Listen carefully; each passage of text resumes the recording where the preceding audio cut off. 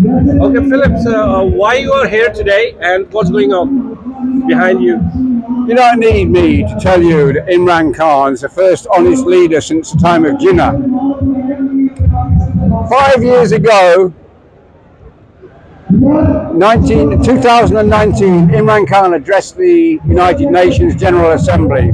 He raised four issues. Today he's in prison, and if he'd been here with us today, he would raise five issues.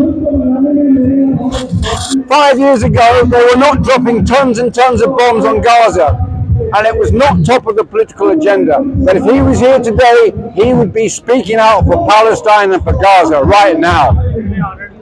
Point number one. Point number two, he talked about the climate and the climate change. With the glaciers that feed the Indus and the Ganges, it all comes from Pakistan mountains. If we don't do anything about climate change, the planet in 20 years is going to be finished. And he talked about this 5 years ago.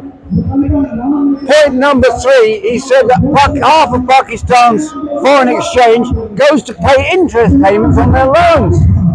Rather than mitigating the effects of climate change, is going to service their loans to the banks and the IMF, the International Monetary Fund and the World Bank. They're bleeding the poor countries. Some people call it the developing world. I call it the plundered world. They've stolen the wealth, they're stealing the minerals, and they've got local elites who are collaborating. And we've seen that in Pakistan. The next point he raised was Islamophobia.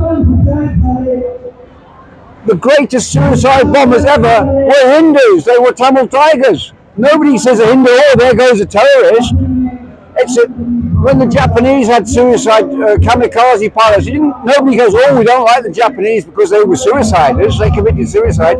It's nothing to do with the vast bulk of Muslims who are honest, peace-loving people. And there are extremists in every religion and every movement. We've got Christian extremists, we've got Jewish extremists, we've got Hindu extremists. In fact, that was the other point you raised about the RSS. Narendra Modi is like that with Rishi Sunak. The RSS is a serious danger. They want to have a Hindu empire stretching from Nepal to Sri Lanka, north to south, and from Balochistan to Burma or Myanmar on each side. They want that in 30 years' time. They're nuts. They're nuts. And because there's such a big market and they're making so much money selling stuff to India, the West is not going to complain about these things. They're persecuting the Muslims in India. It's getting worse and worse. Narendra Modi is the leader of it. And the last point, the fifth point, or the fourth point that he raised was Kashmir. In 1940 something, they offered a referendum. Do you want to join Pakistan? Do you want to join India? Or do you wish to remain? I use the word remain, an independent country. It was never colonized properly. It was an independent country for centuries. And if Imran Khan was here, he would be speaking out for Kashmir. He'd be speaking out for Palestine. But because he stands up to America, they lock him away. I thank you. And in the last year, what do you think about as a party leader, as a prime minister in Pakistan? A lot of human rights violation is going on. People are missing and everything. What international establishment and international media, why they are not covering? Why they are not raising the voice? The corrupt leaders, the Sharifs, they came to London. The money they stole from the people of Pakistan, they put it into property here in London, and it helps keep the prices of property up. So the Conservatives, they're not going to complain about the value of their property in London going up, are they?